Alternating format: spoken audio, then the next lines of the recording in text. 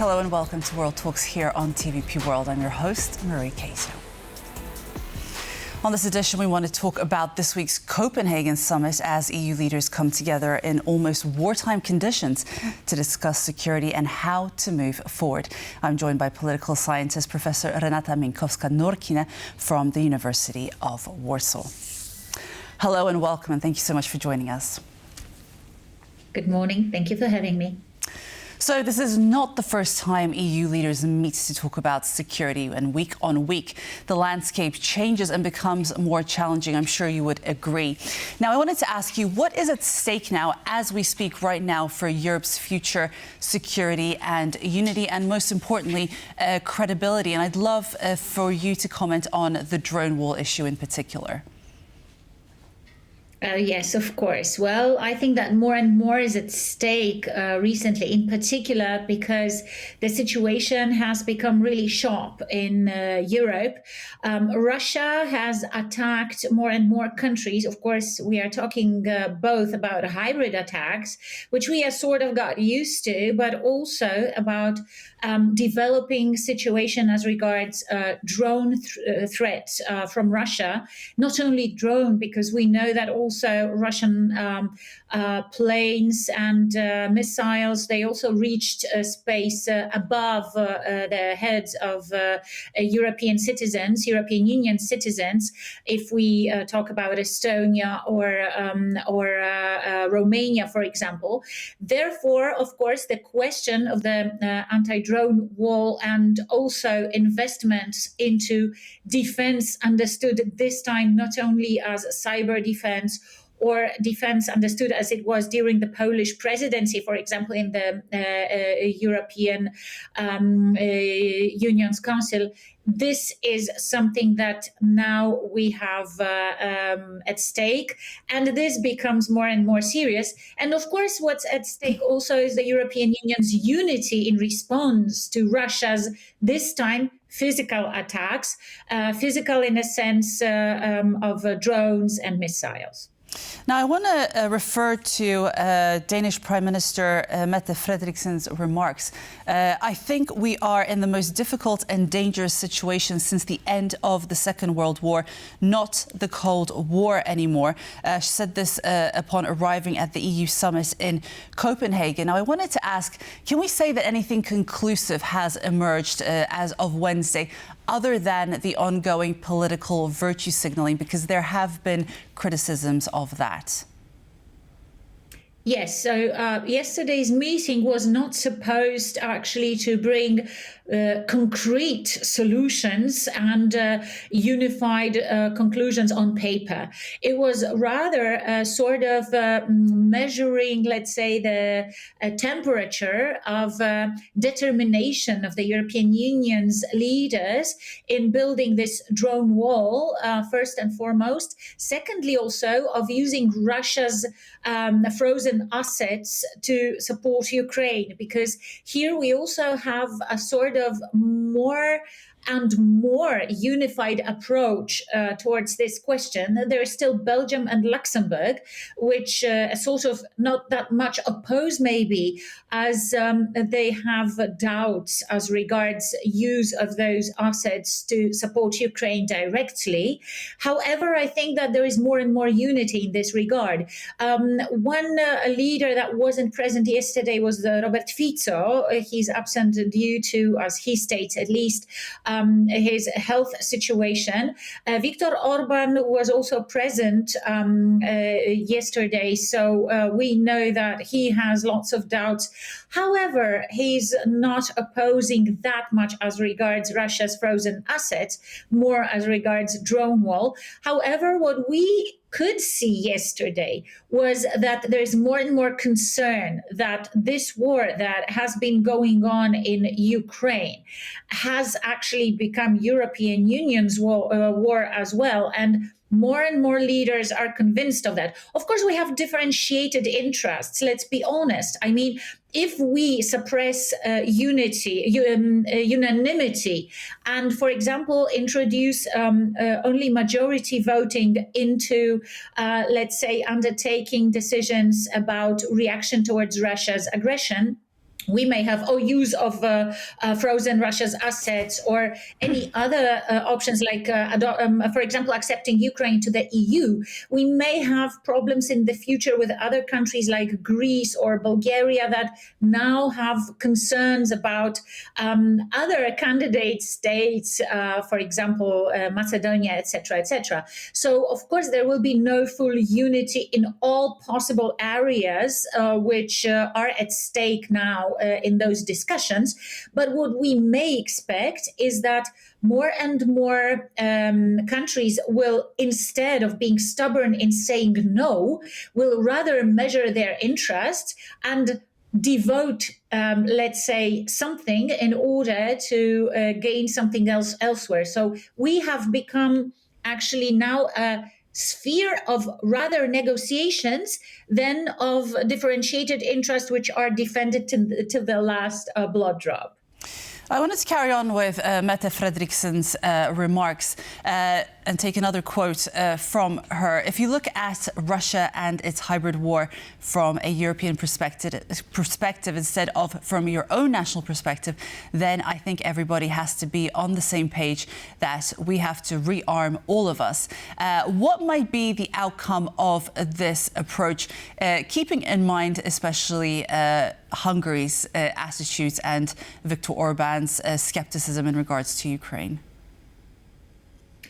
You know, Viktor Orbán is a very, I would say, pragmatic politician, and he's obviously pro-Russian in lots of senses. So Mette Frederiksen meant him, and also Robert Fico, who blocks Viktor Orbán in this regard. I'm afraid to say so. But I think that they both will not devote in this critical moment when we see that Russia goes really too far. They will not defend their businesses with Russia when it comes to European unity and real security. I think here they will rather fight for implementation of some purposes, some interests, which now may be still pretended to be second-lined, let's say. So I would say that they are there to be convinced, and Danish presidency in the in the Council of the European Union, that it may be this moment when they will become players in this game of convincing or not. Let's not forget that both of them, in particular Hungary, they have gone through some serious economic problems. And of course, the EU's money is necessary to both those countries, in particular to Hungary. And the EU has certain offers to such countries. So I think it's just a matter of the price, probably. From that point of view, I would say that Mette Frederiksen tried to remind all those countries that even for a specific price, but they should not forget who the real threat is. And it's obviously Putin.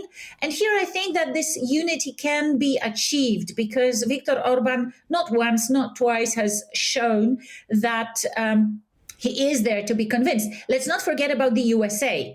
It's President Donald Trump who actually tried to convince European leaders who still buy Russian oil. And one of them is Viktor Orbán. Another one is Robert Fico. There is also, of course, Turkey with Erdogan, but that's another story. Yes, but before we get into that, I just wanted to ask, if I can just jump in, do we have any further information as to how this rearmament will be funded, keeping in mind that actually there were supposed to be discussions about frozen Russian assets?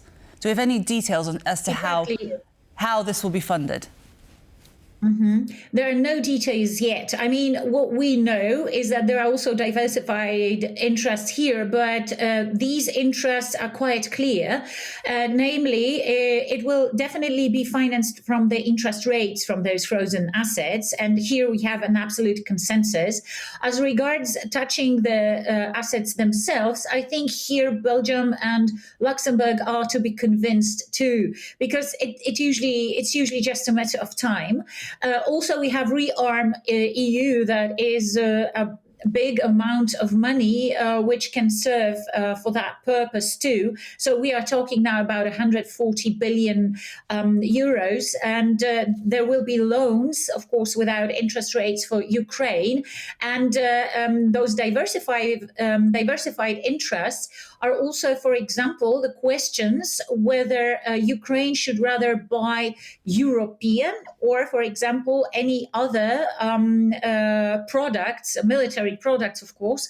And here we have, for example, Macron, who backs this perspective, or Mert, who back this perspective that it should be bought from the European Union's countries. And of course, there is also a question of the United States. So here maybe we don't have a full unity, but we have options on the table. And I think that it's just a matter of balancing those interests, convincing specific countries, and also discussions with Trump, because at the end of the day, it's also the question of Europe vis-a-vis the United States. And here I think that the European Union has a lot to show to the United States, determination among all these things. And it can work positively on Donald Trump, who's got now so many internal problem, domestic problem, like shutdown, that he will just leave this area to the European Union. But let's not forget, he will also not suppress his support, intelligence, and other also support to Ukraine. Just as we wrap up, today we are expecting the European Political Community Summit, day 2, if you will, of this Copenhagen meeting. And there'll be many more leaders joining. We're expecting British Prime Minister Keir Starmer and Turkish President Recep Tayyip Erdogan, leaders from the Western Balkans and the Caucasus. What can we expect to take place today? Can we expect any further developments? Yes, I think that there are more and more countries determined to support the European Union in its defense efforts. And I think that you mentioned Erdogan and Keir Starmer, and here we have quite a clear situation. Both of them block the European Union. Of course, each of them has different interests here. Keir Starmer is more determined. Let's not forget that United Kingdom has a big army, and it feels responsibility for Ukraine as well. So here we can count on full cooperation. Erdogan is a very strong player here as well. And it seems that he's more and more anti-Russian in many aspects, which also brings him a bit closer to the European Union. He's got his own interests as well. He may not stop importing Russian oil, which is, I think, one of the question marks in these relations with the United States. Plus, of course, we also know that Turkey backs initiatives against Israel to quite a large extent, and Israel has still been backed by the United States. So there are different interests which we have to take into consideration. But what we can see definitely is that the European Union has already mobilized a lot of resources to support Ukraine and its own security. And it seems that those countries that will meet today as this political, let's say, area of support to Ukraine and support to European security, they will back us to the extent which hasn't been seen before. So I think that from that point of view, we can expect quite a lot of supporting words and initiatives, which is something different than before. Before it was just, recognition of the field. Now I think there will be more and more clear declarations of support, what each of those countries backing the European Union could do, actually. I think everyone is tired with the war, and I think that now more or less everyone, of course, within this group understands that only defeating Russia and strengthening Ukraine can bring any, let's say, visible aspects of actually getting closer and closer to ending this war. Okay. Professor Renata Mieńkowska Norkiene from the University of Warsaw joining us this morning from Luxembourg. Thank you so much for being with us. Thank you very much. And this wraps up this edition of World Talks. Thank you so much for joining us, and stay tuned for more on TVP World. Goodbye.